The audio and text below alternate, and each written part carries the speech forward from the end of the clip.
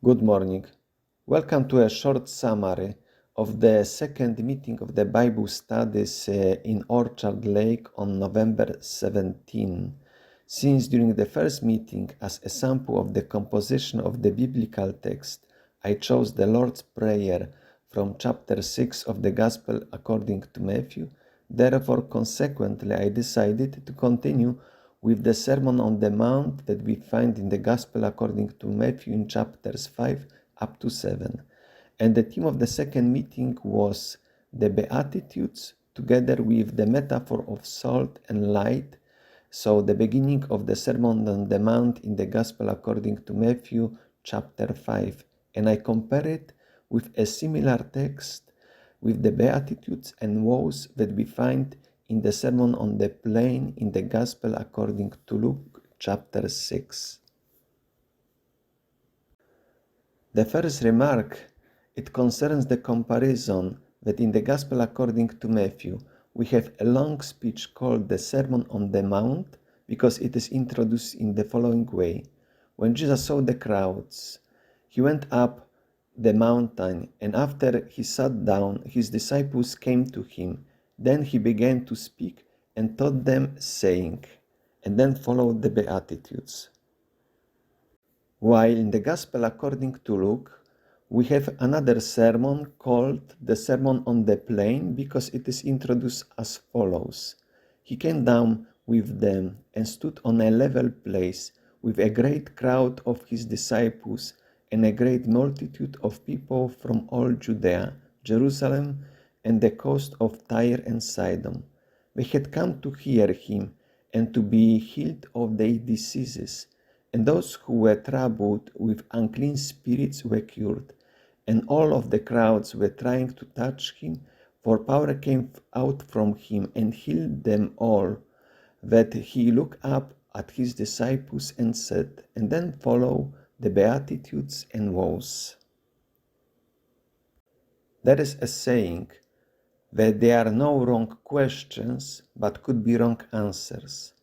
I disagree slightly with this general statement because there are situations where the questions are not in place. For example, the following. Somebody may ask, who is telling us the truth? Matthew or Luke? Was Jesus really speaking from the mountain, or was Jesus speaking on a plain place?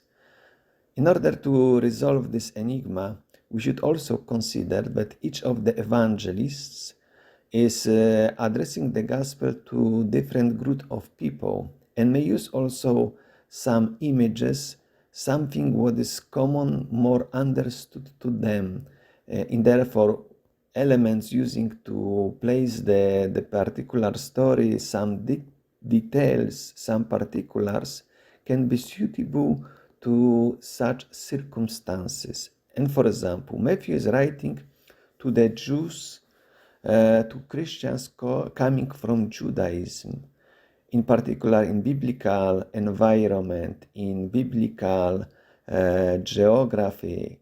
Judea as a hilly country, the places of worship, places of divine revelations were mountains, on the top of the mountains. Therefore Moses went up the mountain, and coming down from the mountain, he announced to the crowd the law that he received from God, the 10 Commandments. Now we have similar picture, Jesus as declaring now the new law, the law of the commandments, that then begins it with the Beatitudes. While in the Gospel according to Luke, he's writing to pagans coming, to Christians coming from paganism, of Greek culture. In Greek culture, very common element spread all over by Hellenists, by Greeks, was theater. And Jesus is placed on a plane like in a theater, where he is using the power of acoustics to deliver his speech, very more suitable to those coming from Greek culture.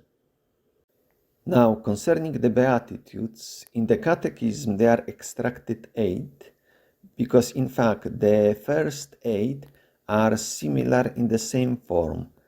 As the translation you can see on the screen, I made very literal translation, trying to follow also the syntax of the Greek expressions, not adding the verbs where they are not in the Greek texts.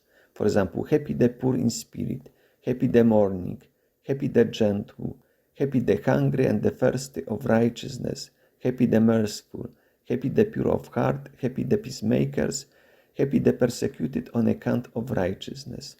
And then in the second part follow the consequences which are formulated in the same way. The most striking similarity is between the first and the eighth beatitude, because they end exactly in the same way, because theirs is the kingdom of heaven. We could use the terminology with this kind of inclusion, embracing the whole unit. And then comes the ninth beatitude, which is now formulated differently. Happy are you. Now this one is directly to second person plural. It means to us. Happy are you when people revile you and persecute you and utter all kinds of evil against you falsely on account of me.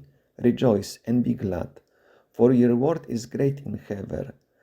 For in the same way they persecuted the prophets who were before you. We could also attempt to see a composition. This is just kind of working structure. I know that there is also a certain concentric structure, but made differently based on some differences in some ancient manuscripts where two beatitudes are placed differently. In fact, verse 4 and 5 are exchanged in few manuscripts, but majority have the same order. As I mentioned already, the first and the eighth beatitudes are much related. We can see also a reference between happy the mourning, between the happy of pure heart, in particular with the consequences, because they will be comforted and they will see God. To be comforted, in fact, is to see God himself. Happy the gentle and happy the peacemakers are also matching, because they will inherit the earth, because they will be called children of God, because children inherit what belongs to God. So what God created the earth, the children also inherit, but also in spiritual, not only this physical earth, but the earth to come. And then at the center will be the two beatitudes. Happy the hungry and the thirsty of righteousness, because they will be filled. Happy the merciful, because they will be shown the mercy. Now, in particular, I would like also to stress that the word righteousness appears twice. To be hungry and thirsty of righteousness, and then to be persecuted on account of righteousness. And exactly the same expression in Greek, which is not shown in many translations, appears also later in verse 11, because when people persecute you and so on, falsely on account of me. So to be persecuted on account of me and to be persecuted on account of righteousness, they are now synonymous expressions. Therefore, the word righteousness, which in Old Testament is also one of the prerogatives of God himself, in which we can share, have a part when God gives us his righteousness, bestows it on us. Therefore, being persecuted now on account of Jesus means the same as being persecuted on account of righteousness, who is Jesus himself. And therefore, this difficult statement in verse 6, we can also understand what does it mean, because some translations also translate it differently. Verse 3 of justice is not just a justice. Being hungry and thirsty of righteousness, which is Jesus himself. So being hungry and thirsty of him. So in other words, we could say that the first 8 Beatitudes prepare for the last one, which is stressing the persecution, because in all verse 8, in particular 7, because persecution is already mentioned in the 8th Beatitude, is describe any kind of hardship, as we could also define also as any kind of persecution. And the stress is on rejoicing in such a situation, because the reward is not in this life, but the reward is in the life to come. And then comes also this double metaphor, just briefly on to give a hint, but they are also formulated in similar way. Firstly, that we have complementary terms. You are the salt of the earth, you are the light of the world. And the stress is also on usefulness. However, the salt is presented in the negative way.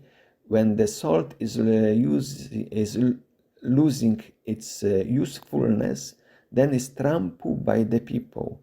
But concerning the light, its usefulness is stress, because it should shine before God, in order that people may see good works and give glory to the Father in heaven. Now, in the Gospel according to Luke, there are 4 Beatitudes and there are 4 woes that are in parallel way. We could read just the first Beatitude with the first woe and so on. For example, happy the poor, because yours is the kingdom of God, but woe to you rich, because you have received your consolation. Happy the hungry now, because you will be filled. Woe to you full now, because you will be hungry. Happy the weeping now, because you will laugh. Woe to you laughing now, because you will mourn and weep. Happy are you when people hate you and they exclude you and insult and reject your name as evil on account of the Son of Man. Rejoice in that day and leap for joy, for behold, your reward is great in heaven. For their ancestors did the same things to the prophets. But concerning the woe is just briefly. Woe to you when all people speak well of you, for their ancestors did the same things to the false prophets. This is kind of economy. Sometimes that phenomenon is found in the Bible. Sometimes we have reversal and expansion in parallel text. Sometimes we have just shortened. So here in this case we have economy between the last beatitude and the last woe. Also, I would like to stress that even the syntax is very much magic. For example, this particle now we have in the second and the third respectively, beatitude and woe. Also, concerning the translation, I didn't say it on the occasion when I was explaining the Beatitudes in Matthew, but the Greek word I translated more literally with the meaning happy, because if to translate as blessed should be a different word. And also because it matches with the Hebrew word which is behind the first psalm, which is more appropriate also to translate happy the man instead of blessed the man. Also, blessed we consider more in a static way when we think about people who are already in the glory of heaven. Happy are people more those who are alive, who have to express this happiness, because similarly as in the Gospel according to Matthew, now we have also the stress in verse 23. Rejoice in that day and leap for joy. Also, I translated here very literally. The second word is leap. Okay, we can add also leap for joy, because the same verb used when Mary visited Elizabeth. Then the baby, John, baby in the womb of Elizabeth, leapt for joy, recognizing Jesus. Now, those people who suffer on account of Christ should be also happy and express this happiness very actively. They should leap for joy. So it's a very beautiful but also powerful expression.